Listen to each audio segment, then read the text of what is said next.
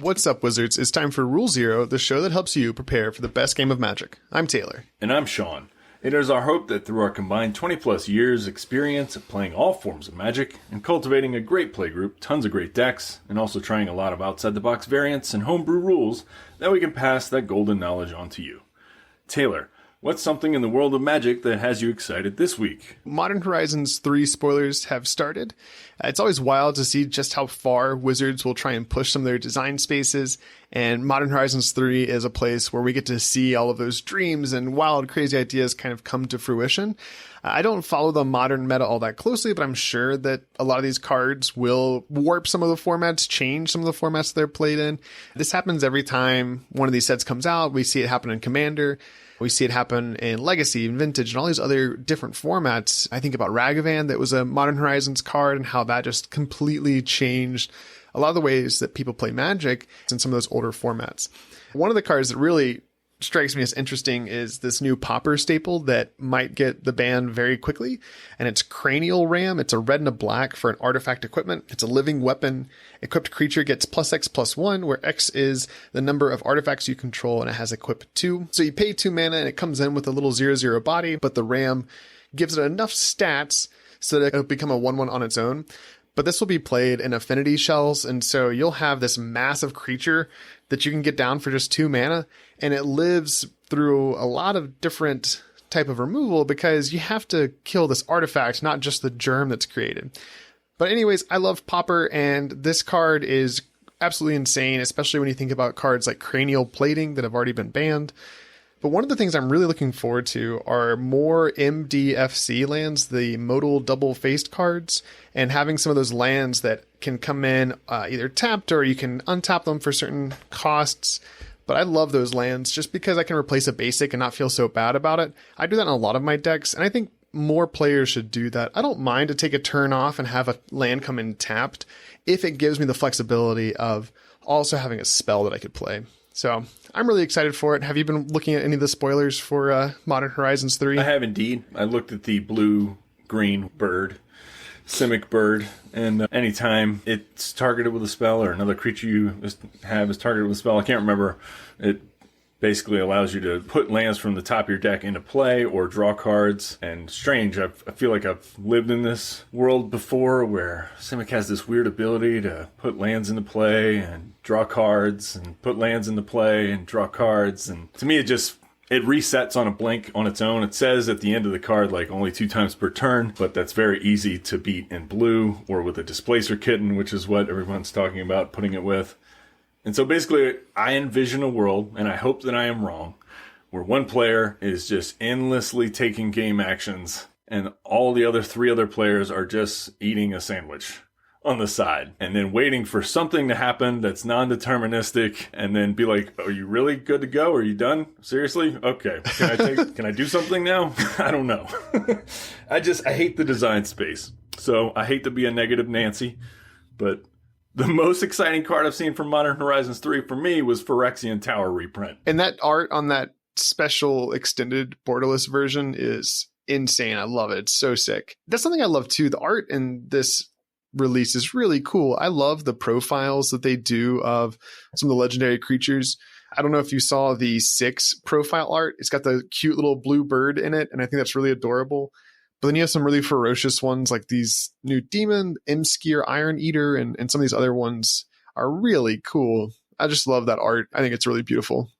Yeah, overall, I think I'm excited to see it. I feel overwhelmed at the moment by the amount of cards that we have to process through for Commander. Oh, yeah. So once I get over that hump, I will finally be able to parse through at my own pace and sort of take everything in and probably pick out 2 or 3 cards that I actually like, and then the rest will just enter the dustbins of history for me, and at least until I play Arena Draft, where it is being draftable. So I'll definitely see everything there. I'm excited for that. I'm worried how they're going to change their pricing structure for the drafts, just because if they're already bumping up the cost, I think you can buy those fetches and it's just exorbitant how much it costs to buy those. I worry if the drafts are going to be that much more expensive. If they stick to like 10,000 gold, that'd be fine. I mean, you can accrue that pretty naturally and freely. And if it's 6 to 1,500 gems, you can accrue that if you're winning enough or whatever. And so I just don't want to have to spend a lot of money to also have to draft that. I spend too much money on cards as it is. Yeah, fair enough. And especially not cards that you can't do anything with afterwards. Like, I love Arena for what it's worth, but compared to buying cards for real, you have something tangible you can sell later if you need to. On Arena, you could sell your account, quote unquote, but it's kind of like not recommended or frowned upon. I think it's probably against the rules, actually. And probably, yeah. And I think they give you a lifetime ban if they found out you've done it. But otherwise, you're just stuck like with a loss in a lot of pretty digital objects. So, it's the world we live in. What are you gonna do? Yes, scrolling through my cards is not the same as like flicking through them. So definitely one sensory interaction is better than the other, in my opinion. So absolutely. But let's kind of jump into today's topic, which I think is something that is common for Magic players who've played for any amount of time in their lives. They've made a deck. The playgroup plays against it. The playgroup sighs and frowns and gives off a lot of other nonverbals to say, oh, is this really what we're doing right now? And then you feel terrible, but you want to keep doing your thing because you were really proud of the deck. And it's just a whole bag of confusing emotions. And, well, you have a deck like that. It started off as a very innocuous, super fun commander from 2014, I believe. The deck that this happened to me with was my Daretti Scrap Savant deck. It came from the 2014 commander set, like you said. It's one of the planeswalkers that can serve as your commander. It's a 4-drop, so 3 in a red. And it has a few different options, and they all sync together really, really well. So it's +2, lets you discard 2 cards and draw 2 cards, which is really good. Its -2 ability lets you sacrifice an artifact and then return an artifact from your graveyard to the battlefield. And it's got a -10 that I think has never actually been used. But it gives you an emblem that says whenever an artifact is put into your graveyard from the battlefield, return that card to the battlefield at the beginning of the next end step. And so it's got this really cool graveyard recursion artifact synergy style of play that goes along with it. And I, like many other people, really like jamming in the really big expensive artifacts, things like Mycosynth Lattice and Darksteel Forge that can create really intense board states into this deck because you can discard them early and animate them early. And so there's a potential for that happening with this deck because you're just going through so much of your deck so quickly with that +2 ability. You don't care if you're discarding cards because you're drawing back up, and you don't care if those cards are in your graveyard because you can usually find a way to animate them or tinker them back into play or weld them back into play. Goblin Welder is one of my favorite cards there is, and to tap it and swap 2 things, I can swap a treasure token for that Darksteel Forge. That's insane. And I love doing those types of things.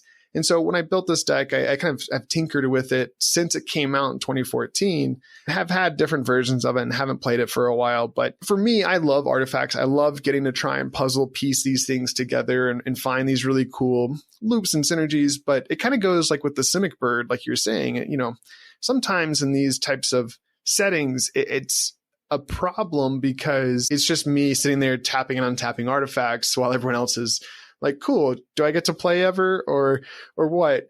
And so too many of those games happened. And I realized as much as I love the concept of this commander sitting in the command zone, there's not really a fair way to play it or a way to play it at an appropriate power level, because part of what this deck relies on is getting extreme value out of the graveyard. And so if I'm not playing into that, all I'm doing is handicapping myself. Now, maybe there's a way to play it that I haven't thought about, or maybe I could tone it down a bit, but I feel like the spectrum or the notches on it, like one notch to the next, is a really big drop in capability. And so I just don't think it would really sit at a table well at a lower level unless everyone else is playing at that lower level too. And so I had to retool it. And instead of forcing my friends to sit through and suffer through, I decided to readjust this deck some.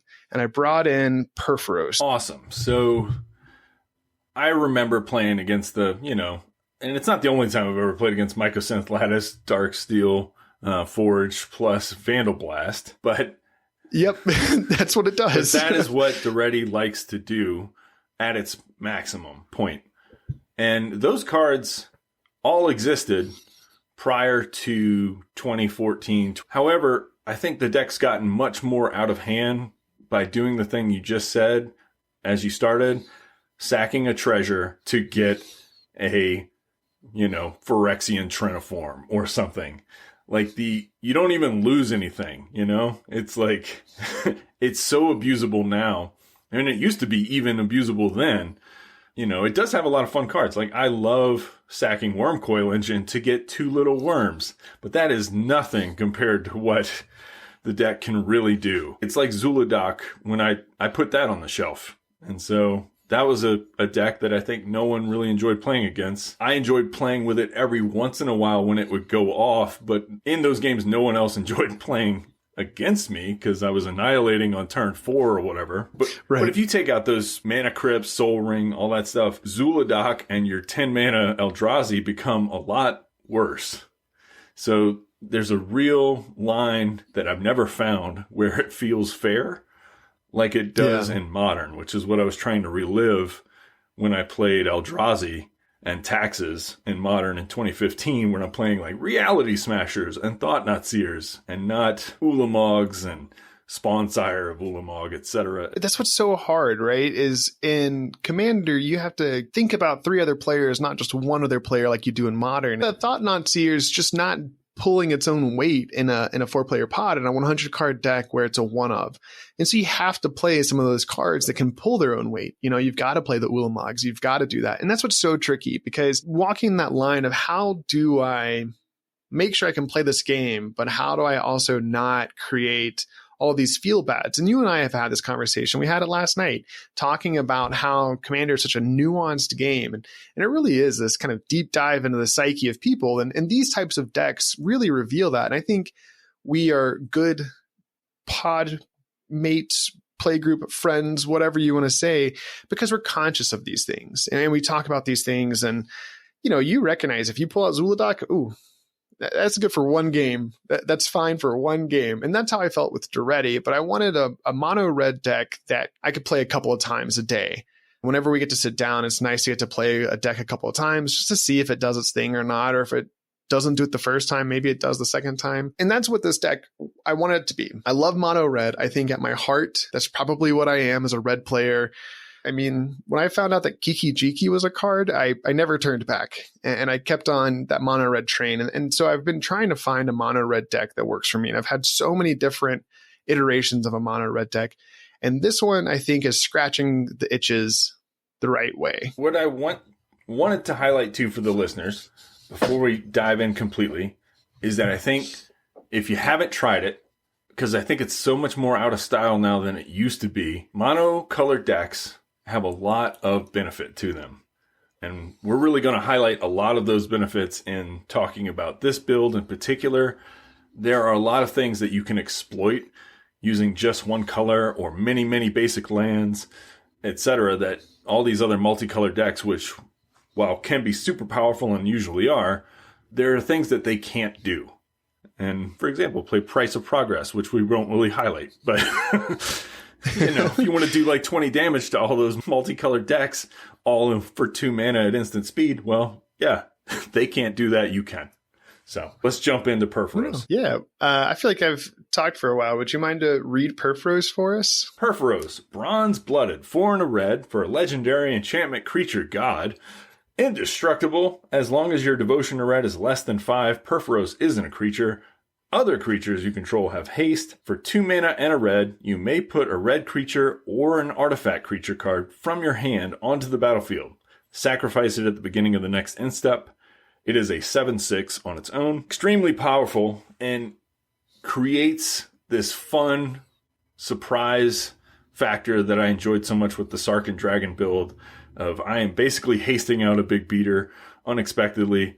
We'll see what happens, dealing a lot of damage to the face. But this deck gets pretty tricky because it has all those fun artifact synergies that we talked about with Welder and Daretti, etc. Yeah, so I'm not playing the big scary Mycosynth Lattices and Darksteel Forges as much as I want to. But this commander, I think it's asking you to do a couple of things. Number one, you want those big scary creatures in your hand, and you want the mana to push them onto the battlefield pretty quickly. And then they go to your graveyard. So you need some way to recur them back, or you don't care if they die. And so you either need a really good ETB effect, or you need a really good on dies trigger. And that way you can maximize this, because unlike Sarkhan, where the dragon that you cast gets to stick around, this creature that I sneak out with it is going to die at some point. I have to sacrifice it at some point, unless I'm stopping the turn. But I'm not playing Sundial of the Infinite. And so that's kind of important to note. I'm doing that by design. I think Sundial leads to some really too many shenanigans for me. And I'm okay with not playing it. I just think it's a little bit too dirtily for my play style that I want for this deck. And I've mentioned this a couple of times. I said sneak out. And so this reference to the card Sneak Attack, which is an enchantment for red and 3 that lets you pay a red to put a creature card from your hand onto the field. It gains haste, and then you sacrifice it at the beginning of the next end step. And this is a really powerful card. It's used in Vintage to sneak out really crazy things like Emrakuls and Grizzlebrands and other big, bad, scary creatures. This one costs a little bit more, and I thought about running Sneak Attack in the deck, but I figured having it in the command zone was good enough, and by the time that I can cast Purphoros, I can probably also cast those creatures, and so I didn't want to duplicate that effect too much. But if I say sneak out, that's what I mean, is that ability to take something directly from your hand and put it onto the battlefield. And this matters too, because you're not casting it. And so if it's an Eldrazi that has an on-cast trigger, you're not getting that. And so you have to be conscious about the types of creatures that you included. Absolutely. There's a lot of really fun cards in this build. I enjoy the play style that it presents. And let's jump into some of these cards, I think, unless there's some other like key points that you might want to highlight for folks. Yeah, absolutely. Before we talk about what works well, I just want to point out, you started to mention this. Monocolored decks, I think, do really have a lot of benefits, and they've got some drawbacks. And it's important to know what some of those are so that you can shore up some of those weaknesses as best as possible. I don't think it's super important for us to go into all of those nuanced details. The Command Zone has a series that they're working on. I think they've got everything but black. Maybe they have black now, where they have really good players talk about what it's like to play a monocolor, or what this one color does really well. And Command Zone, it was Jimmy Wong. He talked about playing red, and I would recommend listeners to go and check out that episode. We won't step on their toes here. But Shawn, what's one of the cards you pulled out that you think works really well in a deck like this? Yeah, so in this first section, we're going to highlight some cards from the deck that seem to be pretty sweet. One of which is a brand new one. It is Zoyowa's Justice. That's a tricky one to say for me. Sorry, world. Zoyowa's Justice. 1 and a red, instant speed. The owner of target artifact or creature with mana value 1 or greater shuffles it into their library. Then that player discovers X, where X is its mana value. Discover is the kind of quote-unquote fixed cascade, where you exile cards from the top of your library until you hit a non-land card with mana value X or less, and then play it without paying its mana cost. So what I like about this, it's got modes. It's not a modal card per se, but it has different options. Purphoros sacks the creature at the end of turn, so you can do this to the creature before it gets sacked to get some value off the top of your deck, and then shuffle your card back into the library, which could be pretty sweet if you need it, especially if you're playing against like a Leyline of the Void or something. On a off chance that you need to get rid of like a big scary monster on the other side of the board, well, at instant speed, you have this 2 mana removal that, yeah, it'll get something random off the top of the deck, but it won't get the thing that's about to combo off. Necessarily, right? The second card I really enjoy is Sandstone Oracle. It's a 7 mana, colorless, artifact creature Sphinx. It's a 4/4 with flying. When Sandstone Oracle enters the battlefield, choose an opponent. If that player has more cards in hand than you, draw cards equal to the difference. You highlighted how Purphoros wants cards in hand because you need more creatures. Mono red, one of the weaknesses is that it has some difficulty keeping up with card draw. It has a lot of looting effects, but those are not necessarily the same as just drawing a bunch of cards and keeping them in hand. My feeling on this is that flies, hits you in the face, comes in with haste, but then also there's always going to be a player at the table who has more cards in hand than the mono red player. So this will draw you up to be at parity with them. 2 uncommons as my top picks. Time to get on some Peasant Cube. Seriously. Yeah, I love both of these cards. I'm glad you pulled out these two. So Zoyoa's Justice, I think I just say it with confidence and very quickly, and it sounds fine. Absolutely. I think you did great. I love this because it can be used in so many ways. You mentioned, I think, 2 of the ways. You can discover your own thing or you can discover somebody else's thing. But I really love the flexibility of how Purphoros can play out. And so some of the play patterns might include, somebody attacks you thinking, oh, they don't have a blocker. Surprise, here's a worm coil engine that I had in my hand, but you need that again later. And so with the Justice, it lets you put it back in and replaces itself, because Discover, I think, is so cool because you don't have to cast it.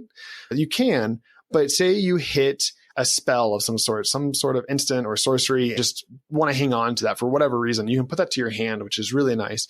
Or if you hit a creature and you want to sequence your play better, you can put that in your hand as well. You don't have to cast it. And so I love that flexibility there, where you can play maybe a little bit defensively or try and look for the longer game, because I think oftentimes with red, it's really easy just to go full steam ahead. And this card allows you to think about some potential cool play patterns. And yeah, the Oracle, I think it's so good because drawing cards is great. This is not a red card. It's an artifact card. So it's, shoring up some of the weakness that mono red has, because mono red really likes to exile cards and you can play it from exile. I do not want to be doing that with this deck for the most part. I mean, later in the game, that's fine when I've got the mana to do that. But early on, I want those cards in my hand. And so I really love being able to fill back up. I mean, a lot of people in our play group like to play blue and can draw cards out the willy-nilly, and it's great to match them for that.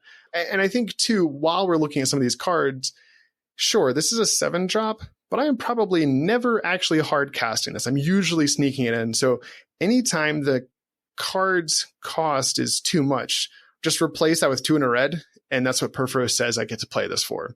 And so I love that. So for 2 in a red, I get to draw as many cards as the next player has. That's pretty good. Yeah, and what I like about it, too, is that unlike, say, Goblin Weldering in a Mycosynth Lattice, if you Goblin Weldered in a Sandstone Oracle, I don't feel bad at all. I think it's great. So if you are trying to build a Daretti deck for whatever reason, listeners, and you're trying to go the 75% route, just consider cards like this that really benefit you a lot, but don't also really punish or prison stacks your opponents as much.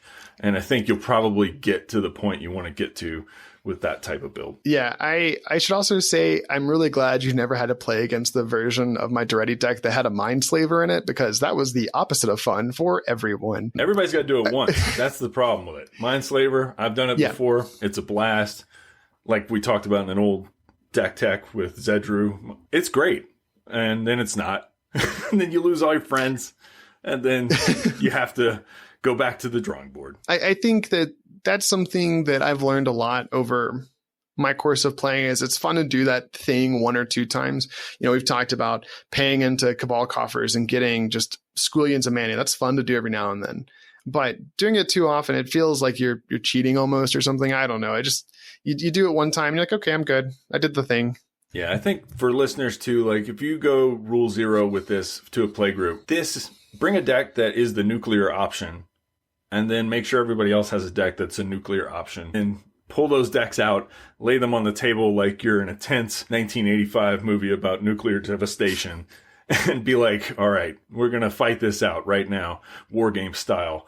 And then I think everything's okay.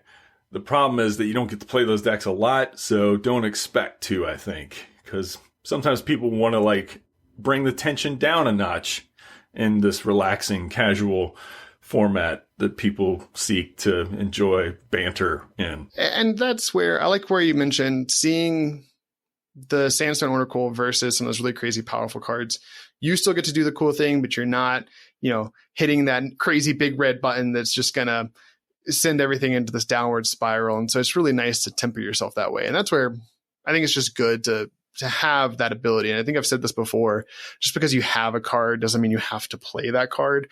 And that's okay, because last night at the game shop, it was nice to meet a couple of new people that I haven't met before and get to talk with them and just see what they like to do in Magic and hear what they get to do. And if I had been Microsynth latticing, Darksteel forging them, I probably wouldn't have gotten to have that conversation or make a new friend. So I'm glad you said that. All right, let's jump into a couple cards that I think are awesome that you wanted to highlight about the deck. Yeah, thanks. So the first one I pulled dovetails really well with Sandstone Oracle, and that's Ruin Grinder. It's 5 and a red for an artifact creature construct. It has menace, and when it dies, each player may discard their hand and draw 7 cards. And it has mountain cycling for 2, and it's a 7/4. I think everyone should know this about me by now. I love cycling, all forms of it. It's one of my favorite things to do. And this card lets you go and fix your mana, which is great. You get to go and search for a mountain card, which is important. I don't think I've gotten any in the deck, but it's just looking for that mountain type. And so I could go and get something that has the mountain type to it, not just a basic land. But I love it because I can put it into my graveyard early if I want to just go and fix my mana a little bit. And then I can usually find a way to tinker it back into play with, say, a Goblin Welder. And then I have a 7/4, and that's really cool. Or, similar to Sandstone Oracle, I can sneak this into play a little bit later to refill my hand, because when it dies, which I care about, it lets me Wheel of Fortune everyone. And everyone gets to choose, which I think is really cool, because again, sometimes people don't like Wheel of Fortune, which is 2 and a red, and it forces everyone to discard their hand and draw 7 new. You get to choose. And so if you really like your hand, you don't have to discard and draw 7 new ones. But in this deck, I do not care. I want to draw. And so this is similar to the Oracle. I love that it has Menace. Menace, I think, is sneaky good. I don't think people realize that it's maybe as powerful as it is, just because you can usually use the Ruin Grinder to force some unfavorable blocks and then get in another creature, because 7 damage is nothing to scoff at here. No, think about like all the times that somebody's left back a Sakura Tribe Elder thinking, I'll just block with that and then sack it. Or the new Tower Winder, which is Death Touch and Reach. Great Rattlesnake, literally, effect. But Ruin Grinder, any kind of menace creature, gets right past that without fear. And I think a lot of people leave back just one blocker, thinking they're totally fine. And that's a good way to segue into this next card too, Ilharg, the Raise Boar, because it's never just one creature that's attacking with Ilharg. Ilharg, the Raise Boar, is 3, a red and a red for a legendary creature boar god. It has trample. Whenever Ilharg, the Raise Boar, attacks, you may put a creature card from your hand onto the battlefield, tapped and attacking. Return that creature to your hand at the beginning of the next end step. And when Ilharg, the Raise Boar, dies or is put into exile from the battlefield, you may put it into its owner's library, 3rd from the top. So this card is actually the reason why I don't play a sneak attack in this deck. I think this is a great general second commander, whatever you want to say, because it helps me to sneak stuff into play whenever it attacks. And this can attack usually pretty freely. A 6/6 with trample, again, that can usually attack somebody without repercussions. And it sneaks in something with it, which is really cool. And I can get that ETB effect or just get another attacker. And imagine attacking with Ilharg and sneaking into play that Sandstone Oracle. I'm drawing up, I'm swinging in the air for 4, and I can usually attack freely in the air and bounce that back to my hand and get more value later on, because ideally I want Purphoros out and I want to be playing with Helm for the most part. And Ilharg is a great lieutenant in this deck because it doesn't force me to sacrifice like Sneak Attack does. It lets me reuse them again. And I really like that flexibility here. So what do you think about the old War Pig here? I love War Pig. War Pig's one of my favorite red cards. I remember trying endlessly to build a all board tribal deck in Brawl, but that's not the environment for such a thing, because Ilharg was sorely outshined in those games. But overall, I love the pig. I love that it's aggressive. I love that it's putting creatures on the battlefield. I love that it doesn't really die. Yeah, great second general. The only other thoughts I have on it are that, well, this would be great for like a Princess Mononoke theme deck, right? Yeah, part of me wants to rebuild that deck, because in the opening scene, it's one of the boar gods who comes barreling through the forest, and Ashitaka has to defeat it, and that's what starts his hero's journey. I think I should go back and rebuild the Princess Mononoke theme deck, because this would fit wonderfully. Yeah, sounds like a blast. Awesome. So unfortunately, we got to get to some things that, well, I felt didn't work, right? It's all opinions. I always hate telling people about this card because it feels like I strike a nerve with it. I have opinions and they're sort of strong. One of them, we talked a little bit before the show started recording. I think you already took it out of the deck. Palantir of Orthanc for 3, legendary artifact. At the beginning of your end step, put an influence counter on Palantir of Orthanc and scry 2. Then target opponent may have you draw a card. If that opponent doesn't, You mill X cards, where X is the number of influence counters on Palantir of Orthanc, and that player loses life equal to the total mana value of those cards. It's a word sandwich, but I think people probably understand what it does. Basically, the opponent is given a choice. Do I make you mill cards, or do I let you draw cards? If I let you draw, I don't lose life. If I let you mill, I lose life, and you've already kind of set it up, perhaps. What do you think about this card? Why did you take it out, actually? So to start with why I had it in there, my thought was I have these big, crazy creatures, and so I could potentially, like you said, stack it up. It was to teach the table to let me draw. And so the idea was the first time that it goes off, somebody's like, yeah, I stack it and I flip it over and they're like, oh, that's 9 damage I'm taking out of nowhere. No thanks. And it happens one time. And then from then on, people are like, oh, we're just going to let him draw the cards. What I realized, though, is I'm only ever drawing 1 card off of this each turn.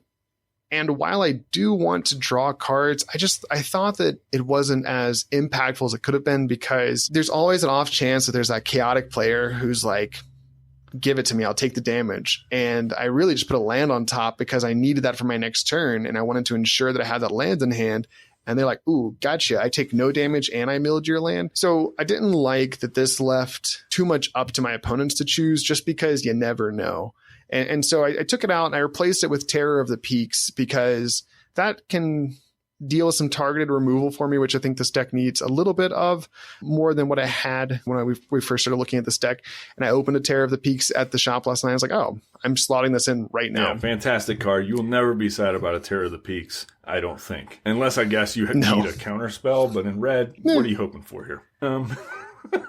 So the next one is Sensei's Divining Top. And if you will allow me, I just want to go on a little bit of a peel, a tear. I don't know what you want to call it. Yeah. It's not against you. It's just against Sensei's Divining Top. One, it's super boring to watch. Like, it's just, there's oftentimes, and I don't begrudge anybody for this, because I've done it myself when I've run top in the past with like Gishath, where I do want to stack my deck. Sometimes I forget what I put on top, because there's only 8 million things to keep track of in Commander, and then it might take 10 minutes before you get back to your turn, so you may actually forget what you had on top and then have to do it again. All that adds time. In fact, it was so bad that even professional players and legacy events were like often given warnings for top when they would play top counterbalance, because those games would go on so long. Just the added actions in the game adds time. It's always something that we're concerned about as far as like whether or not we want to make the playgroup have to deal with that. I also think it gives people the illusion of control. And I come from this from a place where I used to play Miri's Guile all the time, because it has a sweet cat on it. And I have a great old Korean black border card that's very fancy to me, a version of it. However, stacking the top of my deck, not great. It's just, I'm like, what if I have 3 cards that are bad and I have a handful of cards that are bad, and I'm just like putting bad cards and I'm just flopping them around like fish all over the place? Does that help me at all? No. It makes me feel worse. And I think this Sensei's Divining Top, unless you're in very specific builds, counterbalance, miracles deck, it gives people the illusion of control. That's my rant. I'm done. Sorry. No, I'm glad you talked about it, because I respect your opinion on this, and I think that it's not as good as another card could be in this slot. However, we talked about Modern Horizons 3 at the start of this. There is the red new balance card that's coming out. And so there was counterbalance, and now there's power balance. And so I wanted to read that really quickly. And that's one of the reasons I want to at least see if I can make it happen, and then I'll take it out. But power balance is 2 red for an enchantment. And it says, whenever an opponent casts a spell, you may reveal the top card of your library. If you do, you may cast that card without paying its mana cost if the 2 spells have the same mana value. I just think that's a crazy cool effect, especially if you can kind of adjust the top of your library, which is neat. You can do some interesting things. I mean, the potential synergy there is possible. And looking at the spread of the deck, the mana curve of this deck, we have everything from 1 up until 9. And so I love the idea of making this happen at least once, but I get what you're saying. I do recognize that it's really easy to top and then forget and then have to do it again, and to create these weird loops where you're trying to draw a card because you don't want to remove it because you waste your removal spell on it. It creates these crazy patterns. I just want to power balance once. I think that'd be cool. Oh, for sure. Like, live the dream. I wonder what kind of deck that would be good in. My thought would be initially, and I could be wrong, but instinct tells me that in Legacy, counterbalance was so good because the amount of mana costs that go above 4 is really thin. So you're more than likely going to have cards in hand that are 1, 2, 3, or 4, or maybe even 0, I guess. When a commander, the swath of cards that you might need to effectively power balance is a lot greater. So like if they're casting a 9 mana spell, or, I don't know, like it could be a lot more difficult to make it fly. But maybe in a storm deck or something, like where the only interaction maybe it's a good CDH card, actually, because that's a lot more limited sort of environment. No, you make a good point. I think we mentioned the command zone earlier. They did an episode talking about Talion, the blue-black creature that makes you choose a number, and they talked about the math behind that and why 2 is the best number. Yeah, even though it's crazy. Oh, it is. I think this is one of those cards where Wizards just said, hey, we have a text box. Let's fill it. And they did. AI generated text box. Yeah, it's Chat GPT, the card, because it basically just says, if you do anything, let me draw a card. And that's just so good. Oh, man. Power balance is nowhere near the power, I think, of Talion, especially in EDH. And I'm glad you mentioned that, just to help me temper my own expectation for how this might actually work or might not work. Because that's a really good point. As much as I might be able to manipulate the top of my library, if I have 4 cards that can potentially match it, because you could always draw the card, put the top back on top, and if they cast a 1 mana spell, I could get the top back. But that's just so tricky, and that's just such a gamble. But we're going to talk about another gamble later. And I think it would be fun regardless. I definitely want you to live the dream and find your joy, play some power balance, and I hope it goes off. But if you ever want to be downed, or like somebody to bring you down, come on down to Shawn's House of Downness. That's what I'll always give the other side of things, let's say. You're sticking true to your Eldrazi roots. You are smashing realities. I really am. I am one card at a time. I'm devoid of hope. Ooh, that's a good one.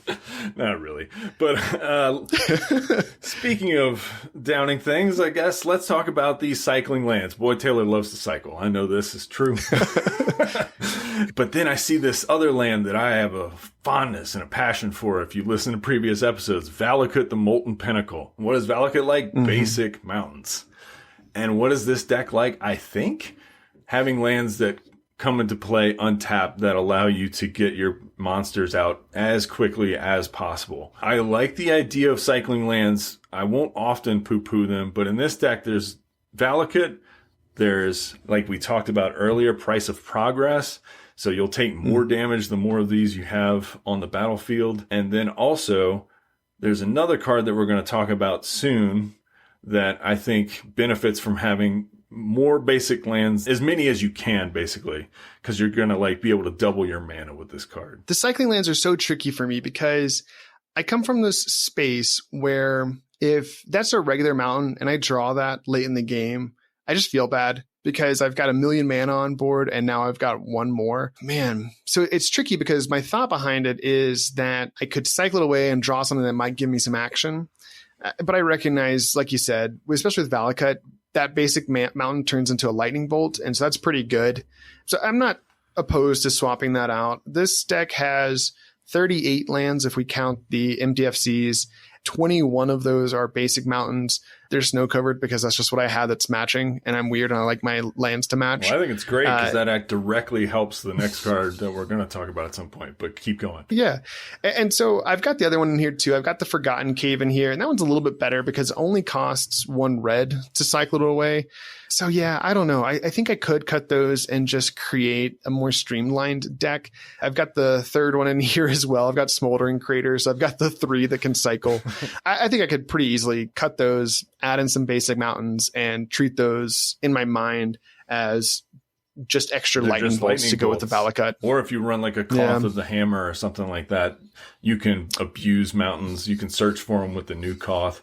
think there's reasons that, like with monocolored decks in general, like you can find ways to exploit the fact that your deck is kind of basic lands, basic otherwise. There's ways to make that kind of hum for you if you want to. To kind of continue the train of what doesn't work well, it was hard for me to think about cards that I thought didn't work so well. I already mentioned my qualm that I had with Palantir, and I'm happy to see that go. I think that I got to play the Terror of the Peaks that I replaced it with as soon as I did, and that always just feels good to get to see one of those new cards you swap in, and especially when it's a powerful one like that. What I realized in this game is, I was telling you before the show, I did a lot of crazy stuff early on. This deck, I don't have any of our like Rule 7 restrictions on, and so I'm playing some of those crazy fun cards that Red really likes to play with, which are explosive and can do a lot of things and generate a ton of mana. And man, what I realized is it's very easy to become the arch enemy with this deck,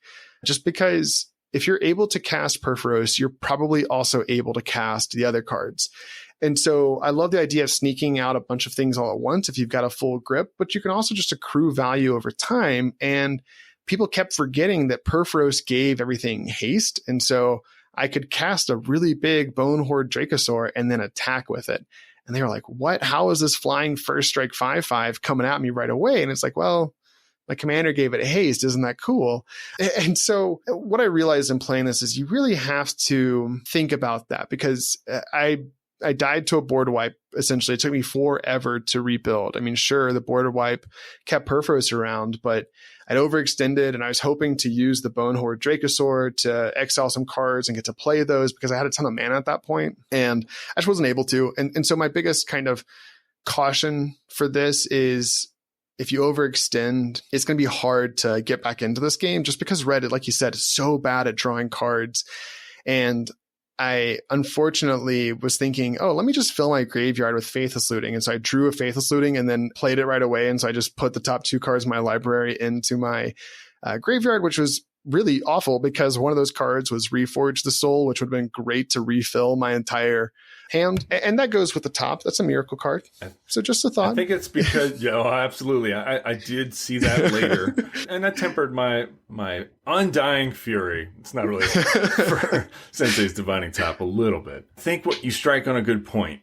With Red and a deck that is this explosive, it is also a little bit of a glass cannon.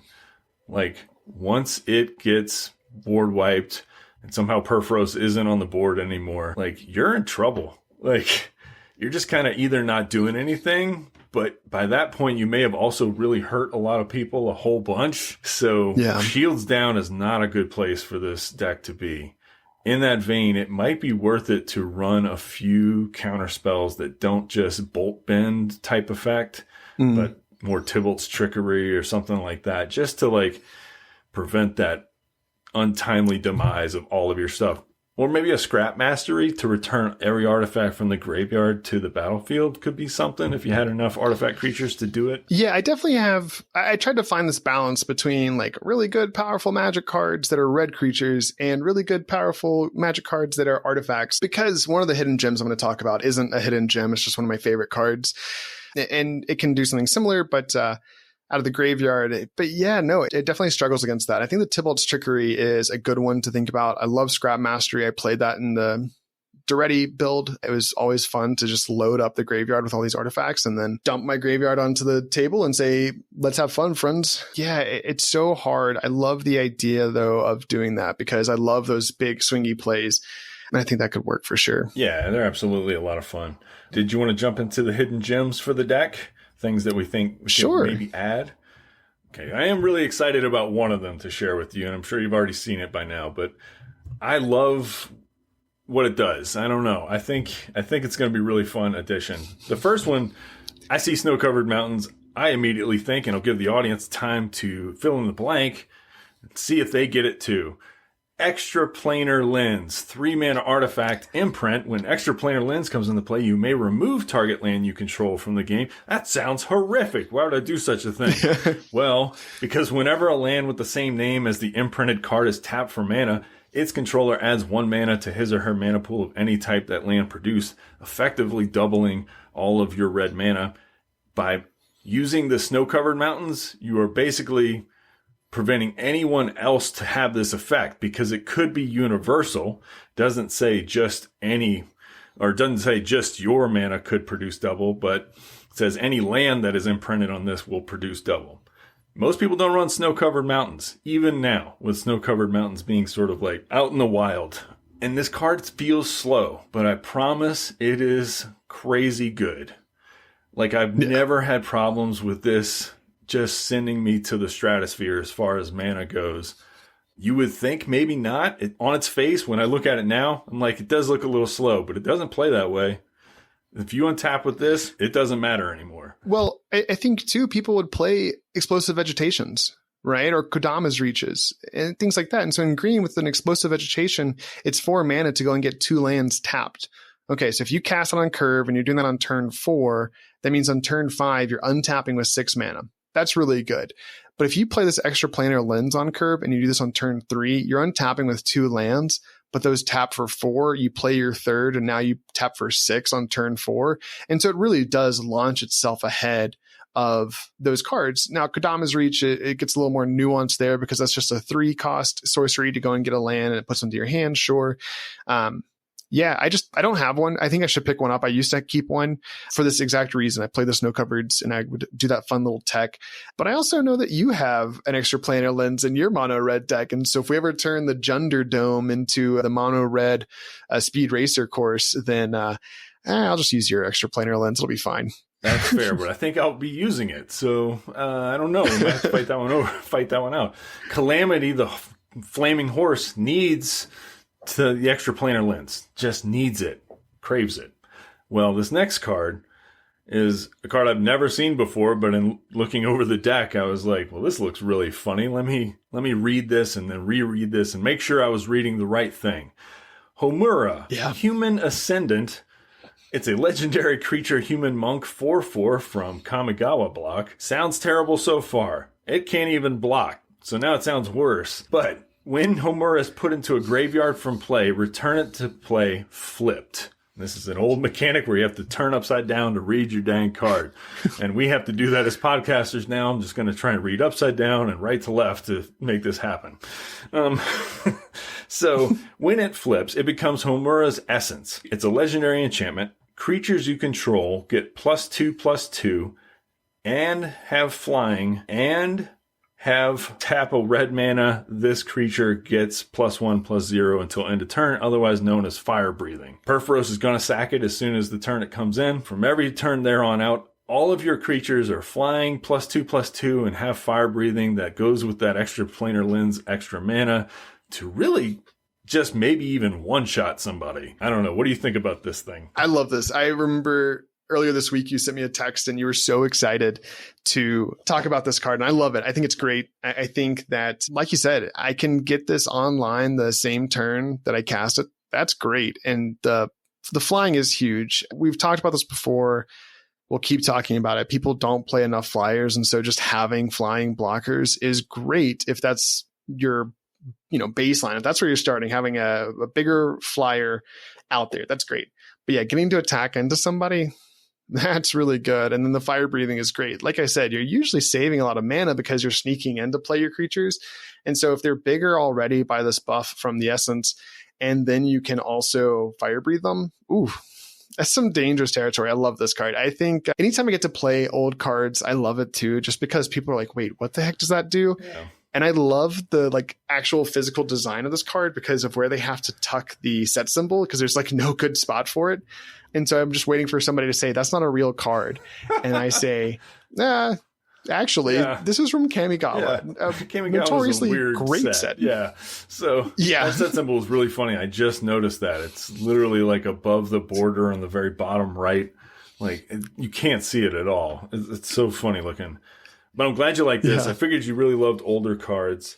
And this one is so bizarre. I've never seen it in play in a game of EDH in my entire life, of all the decades or years that I've been playing. So it'll definitely bring some kind of looks of confusion.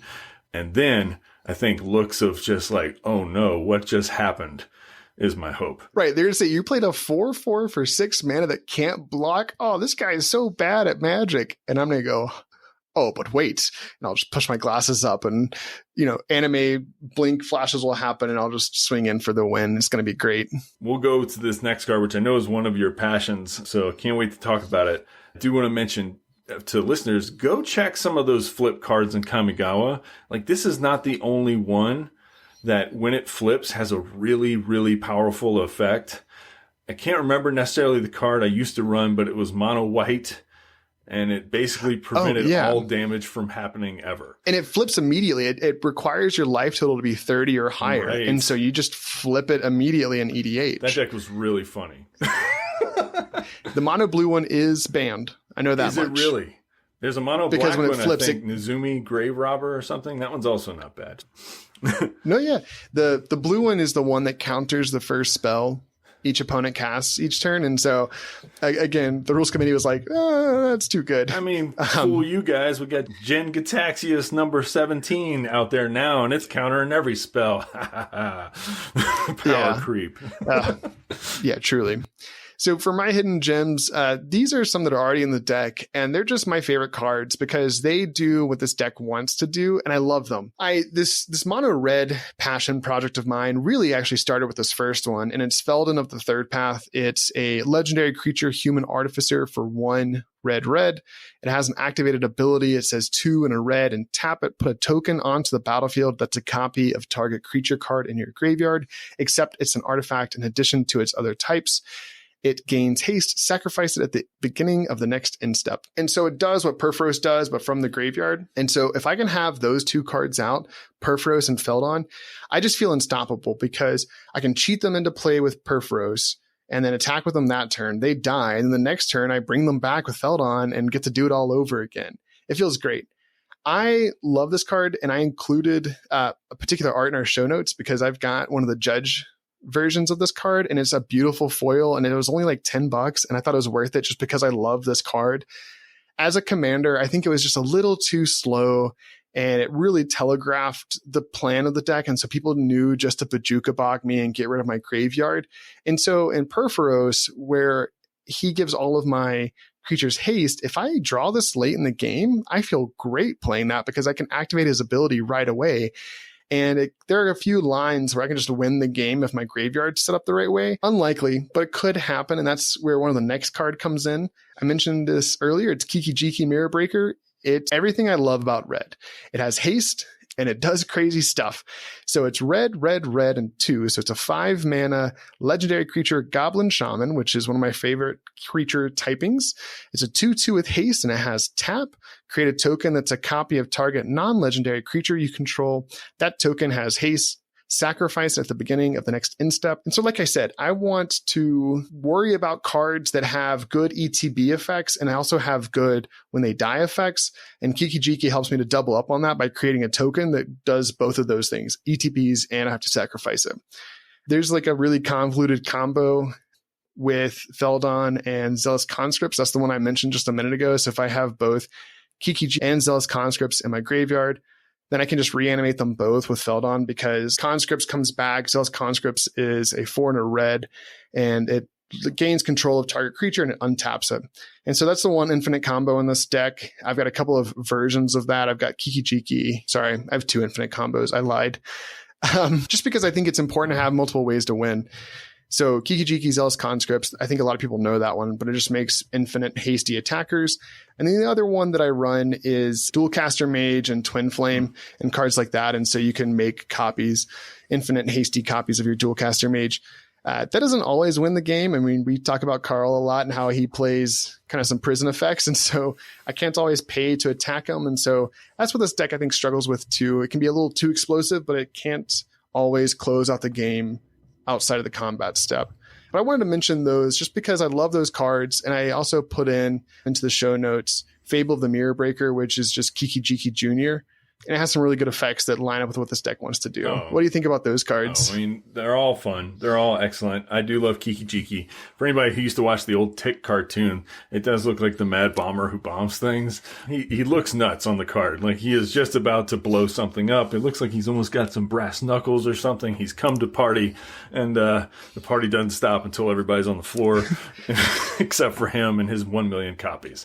So, right. And Feldon's a beautiful card. I mean, just the story, the art, everything to it, and its effect is amazing. And you're right, it does telegraph itself. So playing it in the 99 is probably the better call on that one. Mirror Breaker, well, it was banned in Standard and for good reason. And it's great in Commander and Cube and any other format. So always play it. Yeah. So I mentioned a couple of my own traps with this. So while we were going along, I've noticed it's been too explosive. I recognize that I can become hellbent really quickly where I just don't have a hand. And I can also become the arch enemy really quickly. But looking at this deck list, talking about it, what are some of the non-bows and traps that you've noticed along the way that you want to make sure that I and our listeners know about? We hit it on the head with, if we come out of the gates hard, I hope that we're winning soon, because if not, and we get wiped and we're out of cards in hand, then, well, it's all over. So to that effect, I was thinking maybe having one more board wipe, even something wacky like a contagion engine or something that you can pull out of the graveyard might be weird. I don't know. I was thinking about how do you deal with token decks. Portal to Phyrexia is a fantastic card, but killing 3/1/1 human soldier tokens is not really the benefit you really want to get out of that. Right. But so the last card I was thinking about in here that would be great would be Gamble. It's Red's, one of Red's only tutors that I know of. Yes, you have to discard a card at random, but this deck loves the graveyard, so I don't think it would be that scary of an effect, especially if what you fetched was an artifact. Yeah. Because then you have plenty of ways to get it back regardless, so it's like, it doesn't matter anymore if you make me discard this thing. So other than that, I think there is an amount of acceptance you have to have as the mono red player too, of like, I'm going to attempt to make this game into a fiery pit of destruction. And if everybody's still alive after that, well, that's good beats, you know? Right. I just didn't get there. I'd work harder next time at blowing everybody's face up. Yeah. You know, my final comment that I wanted to give for this, I think Gamble's a great addition. It can help me find the Blasphemous Act that's in here. It can help me do a lot of other things. And it is a gamble because you do have to potentially discard. But I will say having a Goblin Welder on the battlefield and then some really good artifacts that you can target in your graveyard always feels great. And that happened in one of the first games I played with this. I just kind of held somebody hostage because I had a duplicant in the graveyard and a Goblin Welder, and I could just exile their commander when it attacked me. And he didn't believe me. And then I did it. And I said, no, I told you I was going to. Yeah, I mean, you gave him fair warning. Like, why in the world would I not bring the duplicant out of the graveyard? It's an amazing card. Yeah, it's like my rock, paper, scissors strategy. Anytime I play rock, paper, scissors, I just look at the person in their eyeballs and I say, I'm going to throw rock. And it always throws them for a loop because you know what? I always throw rock. So I don't know. I'm just a man of my word. That's all. I mean, nothing to hate about that. Like you held up the deal. We always want players in EDH to uphold their end of the deal, right? That's what I thought. I love this deck. It's been a fun retooling. I still have Daretti in the list, and I still get to play with some of those wacky shenanigans, but I've made them more wacky and less spiky. And I think that has led to more fun games because even if people are on the backside of the beat stick from this deck, they still get to say something like, whoa, you did what? And that's a lot cooler than, oh, you did this again. And that's what I'm hoping to do because I love this style of play and I wanted to maintain that. And so in retooling the Daretti deck, I didn't want to scrap everything. I loved that deck. I loved the play patterns. I loved how it built up. And this deck, I think, preserves some of that, even if it doesn't play to the same high level that the Daretti deck did or could. Well, I think you'll definitely get a lot of oohs and ahs from Homura Human Ascendant the next time this deck. I will pick one up today. I mean, it seems so much fun. Like anytime you can make anything into a Shivan Dragon, basically, let's do it. 100%. Well, listeners, if you enjoyed this discussion and this talk about my Purphoros list, be sure to follow us on X or Twitter at Rule Zero Podcast or email us at rulezeropodcast@gmail.com. That's rule_podcast@gmail.com. And let us know if you want us to take a look at any of your decks. If you'd like for us to highlight one of your decks, we'd love to. Just reach out to us. And don't forget, in Magic, there's no problem that a Rule Zero conversation cannot solve.